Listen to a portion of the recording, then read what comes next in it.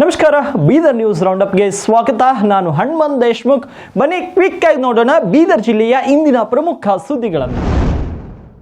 ಬೀದರ್ ಜಿಲ್ಲೆಯ ಚುಟಗುಪ್ಪ ತಾಲೂಕಿನ ಮನ್ನಖೇಳಿ ಗ್ರಾಮದಲ್ಲಿ ಡಾಗ್ ಕ್ಯಾಚರ್ಸ್ಗಳ ಕ್ರೂರ ವರ್ತನೆ ಆತಂಕವನ್ನು ಮೂಡಿಸಿದೆ.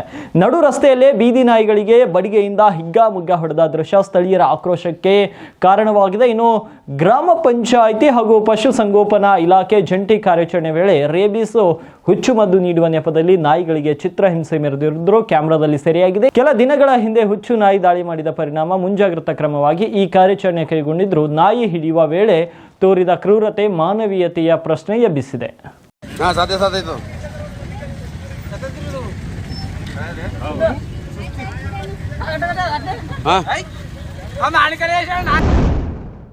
ಭಾಲ್ಕಿ ಪಟ್ಟಣದಲ್ಲಿ ಇದೇ ಆಗಸ್ಟ್ 15ರ ಸ್ವಾತಂತ್ರ್ಯ ದಿನೋತ್ಸವದಂದು ಕ್ರಾಂತಿವೀರ ಸಂಗೊಳ್ಳಿ ರಾಯಣ್ಣನವರ ಜಯಂತಿ ಮಹೋತ್ಸವವನ್ನು ಅದ್ದೂರಿಯಾಗಿ ಆಚರಿಸಲು ನಿರ್ಧರಿಸಲಾಗಿದೆ ಅಂತ ಸಂಗೊಳ್ಳಿ ರಾಯಣ್ಣ ಜಯಂತಿ ಮಹೋತ್ಸವದ ಗೌರವಾಧ್ಯಕ್ಷ ಕೆ.ಡಿ. ಗಣೇಶ್ ಹೇಳಿದ್ದಾರೆ. ಪಟ್ಟಣದ ಪ್ರವಾಸಿ ಮಂದಿರದಲ್ಲಿ ಸಂಗೊಳ್ಳಿ ರಾಯಣ್ಣ ಜಯಂತಿ ಮಹೋತ್ಸವದ ಪೂರ್ವಭಾವಿ ಸಭೆಯ ನಿಮಿತ್ತ ಕರೆದ ಪತ್ರಿಕಾಗೋಷ್ಠಿಯನ್ನು ಉದ್ದೇಶಿಸಿ ಮಾತನಾಡಿದ ಅವರು, ದೇಶಕ್ಕಾಗಿ ತನ್ನ ಪ್ರಾಣವನ್ನೇ ತ್ಯಾಗ ಮಾಡಿದ ಕ್ರಾಂತಿವೀರ ಸಂಗೊಳ್ಳಿ ರಾಯಣ್ಣನವರು ಯಾವುದೇ ಜಾತಿ ಧರ್ಮಕ್ಕೆ ಸೀಮಿತರಾದವರಲ್ಲ. ಅವರು ದೇಶಕ್ಕಾಗಿ ಮಾಡಿದಂತಹ ವೀರ ಯೋಧರು. ಅದಕ್ಕಾಗಿ ಅವರ ಜಯಂತಿ ಕಾರ್ಯಕ್ರಮದಲ್ಲಿ ಹೆಚ್ಚಿನ ಜನರು ಭಾಗವಹಿಸುವಂತೆ ಮನವಿಯನ್ನ ಮಾಡಿದ್ದಾರೆ. 15/8/2025 ದಿನಾಂಕ ಮಹಾಪುರುಷರು ಕ್ರಾಂತಿವೀರ ಸಂಗೊಳ್ಳಿ ರಾಯಣ್ಣ 229ನೇ ಜಯಂತಿ ರೂಪ ಏನಂತಂದರೆ 12/8/2025ಗೆ ಬೈಕ್ ರ್ಯಾಲಿ ಮುಖಾಂತರ ಕ್ರಾಂತಿವೀರ ಸಂಗೊಳ್ಳಿ ರಾಯಣ್ಣ ಚೌಕದಿಂದ ಬೊಮ್ಮಗೊಂಡೇಶ್ವರ ಹೊಸ ಆದಮೇಲೆ ಡಾಕ್ಟರ್ ಬಾಬಾ ಸಾಹೇಬ್ ಅಂಬೇಡ್ಕರ್ ಚೌಕಿಗೆ, ಡಾಕ್ಟರ್ ಬಾಬಾ ಸಾಹೇಬ್ ಅಂಬೇಡ್ಕರ್ ಚೌಕ್ ಆದಮೇಲೆ ಮಹಾತ್ಮ ಗಾಂಧಿ ಚೌಕ್ ಆದಮೇಲೆ ಬಸವೇಶ್ವರ ಚೌಕ್ ಆದಮೇಲೆ ಕನಕದಾಸ ಚೌಕ್ವರೆಗೆ ಈ ಬೈಕ್ ರ್ಯಾಲಿ ಮುಖಾಂತರ ಇರ್ತದೆ. ಹಾಗೂ 15ನೇ ಆಗಸ್ಟ್ ಕ್ರಾಂತಿವೀರ ಸಂಗೊಳ್ಳಿ ರಾಯಣ್ಣ ಉತ್ಸವ ಆಗುತ್ತಾ ಜಯಂತಿ ಮಧ್ಯಾಹ್ನ 12 ಗಂಟೆಗೆ ಪ್ರೊಸೀಷನ್ ಇರುತ್ತೆ ರಥ ಮುಖಾಂತರ. ಆ ಕಾರ್ಯಕ್ರಮದಾಗ ಭಾಗಿಯಾದಂಥ ಪೂಜ್ಯರು ಬರ್ತಾರೆ. ಪ್ರೊಸೀಷನ್ದಾಗ ಎಲ್ಲ ಸಮಾಜದ ಈ ನಾಡಿನ ಬಸವಣ್ಣರಿರ್ಬೋದು ಎಲ್ಲ ಸಮಾಜ ಸಮಾಜ ಯಾಕಂದ್ರೆ ಕ್ರಾಂತಿವೀರ ಸಂಗೊಳ್ಳಿ ರಾಯಣ್ಣ ಯಾವುದೇ ಸಮಾಜ ಸೀಮಿತ ಇಲ್ದಂಗೆ ಯಾಕಂದ್ರೆ ಅವರು ಈ ದೇಶಕ್ಕೆ ಸ್ವತಂತ್ರ ಬಹಳ ದೊಡ್ಡದವ್ರ ಕೊಡುಗೆ ಇದೆ. ಭಾಲ್ಕಿಯ ಅಲ್ಪಸಂಖ್ಯಾತ ಕಲ್ಯಾಣ ಇಲಾಖೆಯ ಮ್ಯಾಟ್ರಿಕ್ ನಂತರದ ಬಾಲಕರ ವಸತಿ ನಿಲಯವು ಸಮಸ್ಯೆಗಳ ಆಗರವಾಗಿದೆ. ಭಾಲ್ಕಿ ಪಟ್ಟಣದ ಸರ್ಕಾರಿ ಪ್ರಥಮ ದರ್ಜೆ ಕಾಲೇಜಿನ ಹಿಂಭಾಗದಲ್ಲಿರುವಂತಹ ಹಾಸ್ಟೆಲ್ನಲ್ಲಿ ಉಪ್ಪು ಖಾರವಿಲ್ಲದ ಊಟ ತಿಂದು ವಿದ್ಯಾರ್ಥಿಗಳು ರೋಸಿ ಹೋಗಿದ್ದಾರೆ. ಮಳೆ ಬಂದರೆ ಸಾಕು ಕೋಣೆಯೊಳಗೆ ನೀರು ಸೋರುತ್ತವೆ, ಸೊಳ್ಳೆಗಳ ಕಾಟ, ಲೈಬ್ರರಿ ಕೊರತೆ, ಹೀಗೆ ಸಾಲು ಸಮಸ್ಯೆಗಳು ತುಂಬಿಕೊಂಡಿವೆ. ಉತ್ತಮ ಶಿಕ್ಷಣ ಪಡೆದು ಸಮಾಜದಲ್ಲಿ ಗೌರವಾನ್ವಿತ ಬದುಕು ಬಾಳಬೇಕು ಎಂಬ ಆಶಯವನ್ನ ಹೊತ್ತು ತಂದೆ ತಾಯಿಗಳನ್ನ ಬಿಟ್ಟು ದೂರದ ಊರುಗಳಿಂದ ಬಂದು ಈ ವಿದ್ಯಾರ್ಥಿಗಳ ಗೋಳು ಈಗ ಕೇಳುವವರು ಇಲ್ಲದಂತಾಗಿದೆ ಅಂತ ಉತ್ತರ कर्नाटक सुद्दी वाहिनियोंदिगे विद्यार्थिगळु तम्म अळलन्न तोड्कोंडिद्दारे. हम जो है भाल्की के माइनॉरिटी हॉस्टल में रहते हैं जो एफजी कॉलेज के पास है, और हमारे यहाँ पे कुछ भी ऐसा वार्डन की तरफ से कुछ भी प्रॉब्लम नहीं है. बस हमें प्रॉब्लम है तो सिर्फ खाने का, क्योंकि खाने में क्या है कभी पानी ज़्यादा हो जाता, कभी नमक वगैरह का, और थोड़ा बहुत टाइमिंग का प्रॉब्लम है खाने के लिए. और हमारे वार्डन सर क्या है 8 दिन में एक बार ऐसा आके विज़िट करते, प्रॉब्लम्स पूछते हमको और उसको सॉल्व करने की कोशिश करते. बस वो खाने का एक नहीं हो रहा. और यहाँ पे क्या है वाईफाई, अब स्टूडेंट्स हैं हम, ऑलमोस्ट इंजीनियरिंग स्टूडेंट्स रहते हैं, उनको क्या है वाईफाई की ज़रूरत रहती है यहाँ पे, इंटरनेट की, उसकी एक कमी है यहाँ. और स्पेशली मॉनिटर्स, मतलब सिस्टम्स जो लैपटॉप कंप्यूटर वगैरह एक भी अवेलेबल नहीं है यहाँ पे. हम बोले थे सर को, सर बोले थे कि इसका कुछ तो ये निकालेंगे बोल के, बट अभी तक कुछ भी ऐसा नहीं हुआ. हम स्पोर्ट्स किट और हमें स्पोर्ट्स किट भी चाहिए, क्योंकि यहाँ पे सिर्फ एक बैट और बॉल है, उसके सिवा यहाँ पे स्पोर्ट्स के नाम पे दूसरा कुछ भी नहीं है. और यहाँ पे बच्चे क्या है स्पोर्ट्स लाइक करने वाले हैं बहुत सारे. रेगुलर किट भी नहीं है, वो अभी 2-3 महीनों से रेगुलर किट नहीं दिए, बहुत सारे बच्चों को नहीं दिए रेगुलर किट, देते ऊपर से नहीं आ रहा है, यही जवाब मिल रहा हमको, हम जब भी पूछे। ಇನ್ನು ಬೀದರ್ ನಗರದ ಲಕ್ಷ್ಮೀನಗರ್ ಬಡಾವಣೆಯಲ್ಲಿ ಒಂದೇ ರಾತ್ರಿ 5 ಮನೆಗಳಿಗೆ ಕಳ್ಳತನ ಯತ್ನಿಸಿದ ಖದೀಮರು 3 ಮನೆಗಳಲ್ಲಿ ಲೂಟಿಯನ್ನು ನಡೆಸಿದ್ದಾರೆ ಮತ್ತು ಮುಖಕ್ಕೆ ಮಾಸ್ಕ್ ಹಾಕಿಕೊಂಡು ಸುತ್ತಾಡಿದ 4 ಜನರ ಗ್ಯಾಂಗ್ ಮನೆ ಬೀಗ ಮುರಿದು ಕನ್ನ ಹಾಕಿದ ದೃಶ್ಯ ಸಿಸಿಟಿವಿಯಲ್ಲಿ ಸೆರೆಯಾಗಿದೆ. ಉತ್ತರ ಕರ್ನಾಟಕ ನ್ಯೂಸ್ಗೆ ಲಭ್ಯವಾದ ದೃಶ್ಯಗಳಲ್ಲಿ ಖದೀಮರು ಬಡಾವಣೆಯನ್ನು ಸುತ್ತಾಡುತ್ತಿರುವುದು ಸ್ಪಷ್ಟವಾಗಿದೆ. ಪೊಲೀಸ್ ಅಧಿಕಾರಿಯ ಮನೆಗೂ ನುಗ್ಗಿದ ಆರೋಪಿಗಳು 2 ಬೈಕ್ ಹಾಗೂ 1,50,000ಕ್ಕೂ ಹೆಚ್ಚು ನಗದನ್ನು ದೋಚಿದ್ದಾರೆ. ಇನ್ನು ಗಾಂಧಿಗಂಜ್ ಪೊಲೀಸ್ ಠಾಣೆಯಲ್ಲಿ ಪ್ರಕರಣ ದಾಖಲಾಗಿದ್ದು ಭಯಭೀತರಾದ ಬಡಾವಣೆ ನಿವಾಸಿಗಳು ನೈಟ್ ರೌಂಡ್ಸ್ ಹೆಚ್ಚಿಸಲು ಹಾಗೂ ಕ್ರೈಮ್ ಕಂಟ್ರೋಲ್ ಮಾಡಲು ಪೊಲೀಸರಿಗೆ ಒತ್ತಾಯವನ್ನು ಮಾಡಿದ್ದಾರೆ. ಸರ್ ನಾವು ಮೊನ್ನೆ ರಾತ್ರಿ 2 ವೀಲರ್ ನಿಲ್ಲಿಸಿದ್ದೇವೆ ಸರ್. ಇಲ್ಲಿ ಹೊರಗಡೆ ದಿನ ನಮ್ಮ ಗಾಡಿ ಹೊರಗೆ ಇರ್ತಾವೆ ಸರ್. ಆದರೂ ಮೊನ್ನೆ ರಾತ್ರಿ 2:30 ಸುಮಾರು ಯಾರೋ ಬಂದು ಕೌಂಟಿಗೆ ಮಾಡಿ ಗಾಡಿ ಎತ್ಕೊಂಡು ಹೋಗಿದ್ದಾರೆ. ನಮ್ಮ ಎದುರು ಮನೆದೂ ಕೌಂಟಿಗೆ ಆಗ್ಯದ್ರಿ. ಅವ್ರ ಬಲ್ಲಿದೂ ಒಂದು ಸ್ಕೂಟಿ, ಆಮೇಲೆ ಮನೆಗೆ ಎಲ್ಲ ಹಣದನ್ನು ಕಳ್ಳತನ ಆಗ್ಯದ್ರಿ. ಇಲ್ಲೇ ಮೇಲ್ಗಡೆ ಒಂದು ಮನೆಗೂ ಕೂಡ ಸ್ವಲ್ಪ ಎಲ್ಲ ಕಳ್ಳರು ಬಂದು ಅಟೆಂಪ್ಟ್ ಮಾಡ್ಯಾರ ಸರ್.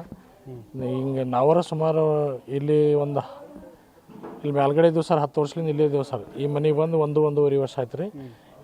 ದಿನ ಹೊರಗೆ ನಿಲ್ಲಿಸ್ತೇವೆ ಸರ್. ಗಾಡಿ ಎಲ್ಲ ಗಾಡಿ ಹೊರಗೆ ಇರ್ತೇವೆ, ನಮ್ಮ ಗಾಡಿನೂ ಹೊರಗೆ ನಿಲ್ಲಿಸಿದ್ದೇವೆ ಸರ್.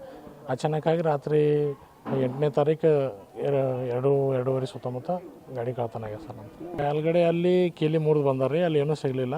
ಹಂಗೆ ಇಲ್ಲಿ ಕೆಳಗೆ ಬಂದಾರ್ರಿ. ಇಲ್ಲಿ ಬಂದು ಅವ್ರದ್ದು ಕೀಲಿ ಮುರಿದು ಅವ್ರದ್ದೆಲ್ಲ ಇದು ಮಾಡಿ ಗಾಡಿ ತೆಕ್ಕೊಂಡೋಗಿ ಮತ್ತು ಆಮೇಲೆ ನಮ್ಮದು ಗಾಡಿ ಇಲ್ಲಿ ಹೊರಗೆ ಐತೆ ಸರ್. ಹಿಂಗೆ ಹೋಗುತ್ತೆ ನಮ್ಮ ಗಾಡಿನೂ ತೊಗೊಂಡು ಹೋಯ್ದಾರೆ ಸರ್. ಒಂದು ಇಲ್ಲಿ ನಮ್ಮ ಲಕ್ಷ್ಮೀನಗರದಾಗ ಒಂದು 2-3 ಮನೆ ಮಾಡ್ಯಾರ ಸರ್. ಮಾಸ್ಕ್ ಇದ್ವು ಸರ್. ಎಷ್ಟು ಮಂದಿ ಇದ್ರು? 3-4 ಮಂದಿ ಇರ್ಬೋದು ಸರ್. ಹೌದು ಸರ್. ಬಂದು ಸರ್ಚ್ ಮಾಡಿ ಎಲ್ಲ FIR ಅದನ್ನು ಮಾಡಿಸಿ ಬಂದಾರ ಸರ್. ಹೌದ್ರಿ, ನಮ್ಮದು 2 ವೀಲರ್ FIR ಮಾಡಿಸೋದ ಸರ್. ಬಂದು ಸರ್ಚ್ ಮಾಡಿ ಹೋಗ್ಯಾರಿ. ಮಾಡ್ಬೇಕು ಸರ್. ಒಳ ಮೀಸಲಾತಿಗೆ ಸಂಬಂಧಪಟ್ಟಂತೆ ನ್ಯಾಯಮೂರ್ತಿ ನಾಗಮೋಹನ್ ದಾಸ್ ಸಮಿತಿ ಸಲ್ಲಿಸಿದ ವರದಿ ಅವೈಜ್ಞಾನಿಕದಿಂದ ಕೂಡಿದ್ದು ಇದರಲ್ಲಿ ಬಲಗೈ ಸಮುದಾಯಕ್ಕೆ ಅನ್ಯಾಯ ಮಾಡಲಾಗಿದೆ. ಆ ವರದಿಯಲ್ಲಿನ ತಪ್ಪುಗಳು ತಿದ್ದುಪಡಿ ಮಾಡದಿದ್ದರೆ ರಸ್ತೆಗಿಳಿದು ಪ್ರತಿಭಟನೆ ನಡೆಸಲಾಗುವುದು ಅಂತ ಕರ್ನಾಟಕ ಬಲಗೈ ಸಮುದಾಯದ ಹೊಲೆಯ ಸಂಬಂಧಿ ಜಾತಿಗಳ ಒಳ ಮೀಸಲಾತಿ ಹೋರಾಟ ಸಮಿತಿ ವತಿಯಿಂದ ರಾಜ್ಯ ಸರ್ಕಾರಕ್ಕೆ ಎಚ್ಚರಿಕೆಯನ್ನು ನೀಡಲಾಯಿತು. ಬೀದರ್ ನಗರದ ಜಿಲ್ಲಾ ಪತ್ರಿಕಾ ಭವನದಲ್ಲಿ ಪತ್ರಿಕಾಗೋಷ್ಠಿಯನ್ನು ನಡೆಸಿ ಮಾತನಾಡಿದ ಬಲಗೈ ಸಮುದಾಯದ ನಾಯಕರು 101 ಜಾತಿಗಳಲ್ಲಿ 49 ಜಾತಿಗಳು ಬಲಗೈ ಹೊಲೆಯ ಸಮುದಾಯಕ್ಕೆ ಸೇರಿವೆ. 2011ರ ಜನಗಣತಿಯ ಪ್ರಕಾರ ಪರಿಶಿಷ್ಟ ಜಾತಿಯಲ್ಲಿ 1,07,00,000 ಜನ ಅಂತ ತೋರಿಸಲಾಗಿದೆ.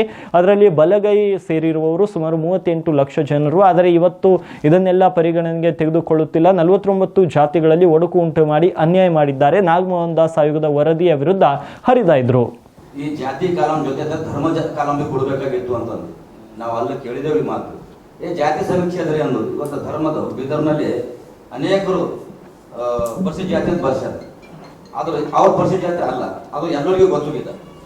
ಆದ್ರೂ ಬರ್ಬೇಕಾಯ್ತಾರೆ. ಈಗ ನಾವು ಒಂದು ಕಾನೂನು ಪ್ರಕಾರ ಅವ್ರಿಗೆ ನಾವು ಹೇಳಿದೆವು ಧರ್ಮದ ಕಾಲಂ ಬಗ್ಗೆ ಅಂತ ಬರ್ತಿದ್ದೀವಿ. ಬೇರೆ ಟೈಮಿಗೆ ಸೆನ್ಸಸ್ ಬಂದಾಗ ಜನಸಂಖ್ಯೆ ಸಪ್ರೇಟ್ ಇದೆ, ಈಗ ಜನಸಂಖ್ಯೆ ಸಪ್ರೇಟ್ ಇದೆ. ಅದಕ್ಕಾಗಿ ನಾವು ಅದಕ್ಕೆ ಈಗ ಮತ್ತೊಮ್ಮೆ ನಾವು ಪರಿಶೀಲನೆ ಮಾಡಿ ಈ ವರದಿ ಪ್ರಕಾರ ಪರಿಶೀಲನೆ ಮಾಡ್ರಿ. ನಮ್ಗೆ ಅನ್ಯಾಯ ಯಾರಿಗೂ ಅನ್ಯಾಯ ಮಾಡಬೇಡ್ರಿ. ನಾವೆಲ್ಲ ನಾವು ಮಾಡ್ಕೊಂಡ್ಬಿಡ್ತಾರ, ಎಲ್ಲರಿಗೂ ನ್ಯಾಯ ಕೊಡಿ. ಆದ್ರೆ ಹೆಂಗೆ ನೀವು ಜನಸಂಖ್ಯೆ ವರದಿ ಮಾಡಿದ್ರೆ ಆ ಪ್ರಕಾರ ನಮ್ಗೆ ನ್ಯಾಯ ಕೊಡಿ ಅಂತ ಅರ್ಟಿಕಲ್. ಬೀದರ್ ತಾಲೂಕಿನ ಕಾಡುವಾದ್ ಗ್ರಾಮದಲ್ಲಿ ಅಂಗಾರಿಕಾ ಸಂಕಷ್ಟ ಚತುರ್ಥಿ ಅಂಗವಾಗಿ ನಾಳೆ ಬೆಳಿಗ್ಗೆ 9:30 ಗಣೇಶ ದೇವಾಲಯದಲ್ಲಿ ಕಳಸಾರೋಹಣ ಹಾಗೂ ಯಜ್ಞ ಪೂಜೆ ನಡೆಯಲಿದೆ. ಇನ್ನು ಗಣೇಶ ಮಂಡಳಿ ವತಿಯಿಂದ ಆಯೋಜಿಸಿದ ಕಾರ್ಯಕ್ರಮದಲ್ಲಿ ಭಕ್ತಾದಿಗಳು ಹೆಚ್ಚಿನ ಸಂಖ್ಯೆಯಲ್ಲಿ ಭಾಗವಹಿಸಿ ಯಶಸ್ವಿಗೊಳಿಸಲು ಮಂಡಳಿಯ ಸದ್ಭಕ್ತರು ಮನವಿಯನ್ನ ಮಾಡಿದ್ದಾರೆ. ನಾಳೆ ವಿಶೇಷವಾಗಿ ನಮ್ಮ ಕಾಡುವಾದ ಗ್ರಾಮದಲ್ಲಿ ಬಹಳ ಪುರಾತನವಾಗಿರುವಂತಹ ಶ್ರೀ ಗಣೇಶನ ದೇವಸ್ಥಾನ ಇರುವುದರಿಂದ ಅದನ್ನು ಹೊಸದಾಗಿ ನಿರ್ಮಾಣ ಆದಮೇಲೆ ಕಳಸಾರೋಹಣ ಕಾರ್ಯಕ್ರಮ ಸಣ್ಣ ಪ್ರಮಾಣದಲ್ಲಿ ಕಳಸಾರೋಹಣ ಇತ್ತು. ಇವತ್ತಿನ ದಿನ ದೊಡ್ಡ ಪ್ರಮಾಣದಲ್ಲಿ ಕಳಸಾರೋಹಣ ಕಾರ್ಯಕ್ರಮ ನಾಳೆ ಮುಂಜಾನೆ. ಬಹಳ ವಿಶೇಷವಾಗಿ ನಾಳೆ ಯಾಕೆ ಈ ಒಂದು ಕಾರ್ಯಕ್ರಮ ಇಟ್ಕೊಂಡಿದ್ದಾರೆ ಅಂದರೆ ಸುಮಾರು 1.5 ವರ್ಷದಾದ್ಮೇಲೆ ಇದು ಅಂಗಾರಿಕಾ ಚತುರ್ಥಿ ಅಂತ ಬರ್ತದೆ. ಇದು ಮಂಗಳವಾರ ದಿವಸ ಬರೋದ್ರಿಂದ ಬಹಳ ವಿಶೇಷವಾಗಿರುವಂತಹ ಪ್ರತಿಯೊಂದು ಗಣೇಶ ದೇವಸ್ಥಾನದಲ್ಲಿ ಈ ಒಂದು ಕಾರ್ಯಕ್ರಮ ನೆರವೇರಿಸ್ತಾರೆ ಇಂಥ ಅಂಕ. ಆ ನಿಮಿತ್ತ ನಮ್ಮ ಕಾಡುವಾದ ಗ್ರಾಮದ ಗಣೇಶ ಯುವಕ ಮಂಡಳಿ ಸುಮಾರು ದಿನಗಳಿಂದ ಇದು ಮಾಡಬೇಕು ಅನ್ನೋಂಥ ವಿಚಾರ ಇಟ್ಕೊಂಡಿದ್ದರಿಂದ ನಾಳೆ ಕಳಸಾರೋಹಣ ಕಾರ್ಯಕ್ರಮವನ್ನು ಇಟ್ಕೊಂಡಿದ್ದಾರೆ. ಅದಕ್ಕಾಗಿ ನಮ್ಮ ಕಾಡುವಾದ ಗ್ರಾಮದ ಸಮಸ್ತ ನಾಗರಿಕರು, ಹಿರಿಯರು, ತಂದೆ ತಾಯಿಯರು, ಅಕ್ಕ ತಂಗಿಯರು, ಅಣ್ಣ ತಮ್ಮಂದಿರು ಪ್ರತಿಯೊಬ್ಬರು ಈ ಕಾರ್ಯಕ್ರಮದಲ್ಲಿ ಭಾಗವಹಿಸಬೇಕು. ಮತ್ತು ವಿಶೇಷವಾಗಿ ಅವತ್ತಿನ ದಿವಸ ನಮ್ಮ ಮಹಾಪ್ರಸಾದ ವ್ಯವಸ್ಥೆ ಕೂಡ ಗಣೇಶ ಯುವಕ ಮಂಡಳಿ ವತಿಯಿಂದನೇ ಮಾಡಲಾಗಿದೆ. ಜೊತೆಯಲ್ಲಿ ಕಾರ್ಯಕ್ರಮ, ಈ ಗಣೇಶ ಚತುರ್ಥಿ, ಈ ಅಂಗಾರಿಕಾ ಚತುರ್ಥಿಯ ಮಹತ್ವನೇ ಒಂದು ಹೋಮ ಮಾಡುವುದರ ಮುಖಾಂತರ ಕಳಸಾರೋಹಣವನ್ನು ಮಾಡಲಾಗ್ತಾ ಇದೆ. ಅದಕ್ಕಾಗಿ ವಿಶೇಷವಾಗಿ ಅರ್ಚಕರು ಬರ್ತಾ ಇದ್ದಾರೆ. ಅವರ ಭೌಗೋಳಿಕ ಪ್ರದೇಶದ 60% 70% ಕಾನನ ಪ್ರದೇಶವಿದ್ದಾಗಲೂ ವನ್ಯಜೀವಿ ಮಾನವ ಸಂಘರ್ಷವಿತ್ತು. ಈಗ ಅರಣ್ಯ ಪ್ರದೇಶ ಕ್ಷೀಣಿಸಿ ಕೇವಲ 20ಕ್ಕೆ ಇಳಿದಿದೆ. ಆದ್ದರಿಂದ ವನ್ಯಜೀವಿ ಮಾನವನ ಸಂಘರ್ಷ ಹೆಚ್ಚಾಗುತ್ತಿದೆ. ಇದನ್ನು ನಿಯಂತ್ರಿಸಲು ಸರ್ಕಾರ ಎಲ್ಲ ಕ್ರಮ ಕೈಗೊಳ್ಳುತ್ತಿದೆ ಅಂತ ಅರಣ್ಯ, ಜೀವಿಶಾಸ್ತ್ರ ಮತ್ತು ಪರಿಸರ ಸಚಿವ ಈಶ್ವರ್ ಖಂಡ್ರೆ ಸದನದಲ್ಲಿ ತಿಳಿಸಿದ್ದಾರೆ. ವಿಧಾನ ಪರಿಷತ್ನಲ್ಲಿ ಪ್ರಶ್ನೋತ್ತರ ಕಲಾಪದಲ್ಲಿಂದು ಕಿಶೋರ್ ಕುಮಾರ್ ಪುತ್ತೂರ್ ಹಾಗೂ ಪ್ರಶಾಂತ್ ಸಿಂಹ ನಾಯಕ್ ಅವರ ಪ್ರಶ್ನೆಗೆ ಉತ್ತರಿಸಿದ ಅರಣ್ಯ ಸಚಿವ ಈಶ್ವರ್ ಖಂಡ್ರೆ, ಇನ್ನು ವನ್ಯಜೀವಿ ಸಂರಕ್ಷಣಾ ಕಾಯ್ದೆಯ ಅನುಷ್ಠಾನದ ಬಳಿಕ ರಾಜ್ಯದಲ್ಲಿ 6395 ಆನೆ ಇದ್ದು ಗಜಪಡೆಯಲ್ಲಿ ನಂಬರ್ 1 ಆಗಿದ್ದರೆ ರಾಜ್ಯದಲ್ಲಿ 563 ಹುಲಿ ಇದ್ದು ಹುಲಿ ಸಂಖ್ಯೆಯಲ್ಲಿ 2ನೇ ಸ್ಥಾನದಲ್ಲಿದ್ದೇವೆ. ಇನ್ನು ದಕ್ಷಿಣ ಕನ್ನಡ ಜಿಲ್ಲೆಯಲ್ಲಿ 2022-23 ಸಾಲಿನಲ್ಲಿ 3 ಸಾವು ಸಂಭವಿಸಿತ್ತು. 23-24ರಲ್ಲಿ ಒಬ್ಬರು ಮೃತಪಟ್ಟಿದ್ದರು ಮತ್ತು 24-25ರಲ್ಲಿ ಯಾವುದೇ ಜೀವಹಾನಿ ಆಗಿರಲಿಲ್ಲ. ಆದರೆ ಈ ವರ್ಷ 2 ಸಾವು ಸಂಭವಿಸಿದೆ. ಜನರ ಜೀವ ಅಮೂಲ್ಯವಾದದ್ದು, ಇದಕ್ಕೆ ಬೆಲೆ ಕಟ್ಟಲು ಸಾಧ್ಯವಿಲ್ಲ. ಈ ಹಿಂದೆ ವನ್ಯಜೀವಿ ದಾಳಿಯಿಂದ ಮೃತಪಟ್ಟವರಿಗೆ 15 ಲಕ್ಷ ಪರಿಹಾರ ನೀಡಲಾಗ್ತಾ ಇತ್ತು. ಈಗ 20 ಲಕ್ಷ ರೂಪಾಯಿ ಪರಿಹಾರ ನೀಡಲಾಗ್ತಾ ಇದೆ ಎಂದರು. 25-26ರಲ್ಲಿ ಬರೀ 1.5 ಕಿಲೋಮೀಟರ್ನ ಆನೆ ನಿರೋಧಕ ಕಂದಕದ ಬಗ್ಗೆ ಮಾಡ್ತಾ ಇದ್ದೇವೆ. ಪ್ರಸ್ತಾವನೆಯಲ್ಲಿ ಇಷ್ಟು ದೊಡ್ಡ ಸಂಗತಿಗಳಿದ್ದಾವೆ.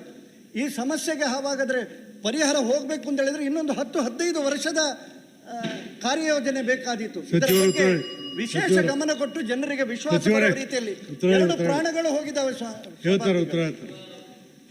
ಅಲ್ಲ, ಈ ಮೊನ್ನೆ 2-3 ತಿಂಗಳಲ್ಲಿ ಅವ್ರು ಹೇಳಿ ಗೊತ್ತಾಯ್ತಲ್ಲ ನಿಮಗೆ, ಸದಸ್ಯರು ತಮ್ಮ ಏನೊಂದು ಆತಂಕವನ್ನು ವ್ಯಕ್ತಪಡಿಸಿದ್ದಾರೆ.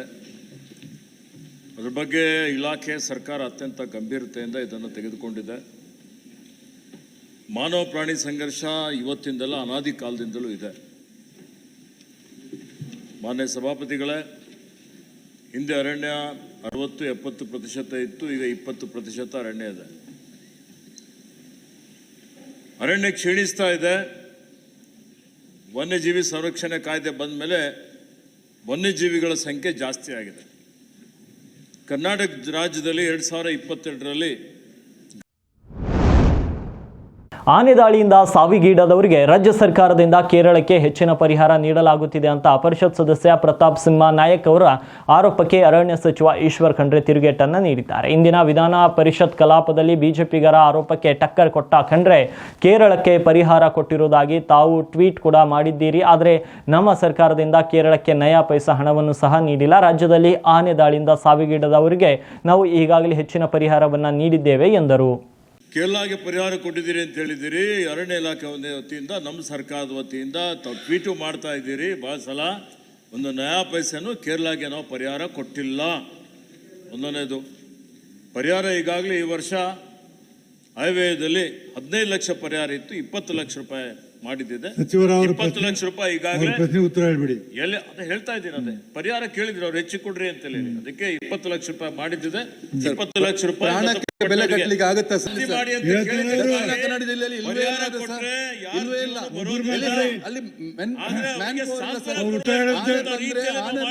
ಜನ. ಬೀದರ್ನ ಪ್ರತಾಪ್ ನಗರದಲ್ಲಿರುವಂತಹ ಲಾಹುಟಿ ಮಾರುತಿ ಸುಜುಕಿ ಶೋರೂಮ್ನ ವರ್ಕ್ಶಾಪ್ನಲ್ಲಿ 26 ವರ್ಷದ ಆನಂದ್ ಬಿರಾದರ್ ನೇಣು ಬಿಗಿದುಕೊಂಡು ಆತ್ಮಹತ್ಯೆ ಮಾಡಿಕೊಂಡಿದ್ದಾರೆ. ಔರಾ ತಾಲೂಕಿನ ತುಳಜಾಪುರ ಮೂಲದ ಆನಂದ್ ಕಳೆದ 15 ವರ್ಷಗಳಿಂದ ಬೀದರ್ ನಗರದಲ್ಲಿ ನೆಲೆಸಿ 7-8 ವರ್ಷಗಳಿಂದ ಶೋರೂಮ್ನಲ್ಲಿ ಡ್ರೈವರ್ ಆಗಿ ಕೆಲಸ ಮಾಡುತ್ತಿದ್ದರು. ಎಂದಿನಂತೆ ಬೆಳಗ್ಗೆ ಕೆಲಸಕ್ಕೆ ತೆರಳಿದ ಆನಂದ್ ವರ್ಕ್ಶಾಪ್ ಆವರಣದ ಮರಕ್ಕೆ ನೇಣು ಬಿಗಿದುಕೊಂಡಿರುವುದು ಪತ್ತೆಯಾಗಿದೆ. ಸಾವಿಗೆ ನಿಖರ ಕಾರಣ ಇನ್ನೂ ತಿಳಿದು ಬಂದಿಲ್ಲ. ಈ ಕುರಿತು ನ್ಯೂ ಟೌನ್ ಪೊಲೀಸ್ ಠಾಣೆಯಲ್ಲಿ ಪ್ರಕರಣ ಕೂಡ ದಾಖಲಾಗಿದ್ದು ತನಿಖೆ ಮುಂದುವರೆದಿದೆ. ಇವಾಗಿದ್ವು ಬೀದರ್ ಜಿಲ್ಲೆಯ ಇಂದಿನ ಪ್ರಮುಖ ಸುದ್ದಿಗಳು. ಮತ್ತೆ ನಾಳೆ ಭೇಟಿಯಾಗ್ತೀನಿ ಬೀದರ್ ನ್ಯೂಸ್ ರೌಂಡ್ ಅಪ್ನಲ್ಲಿ.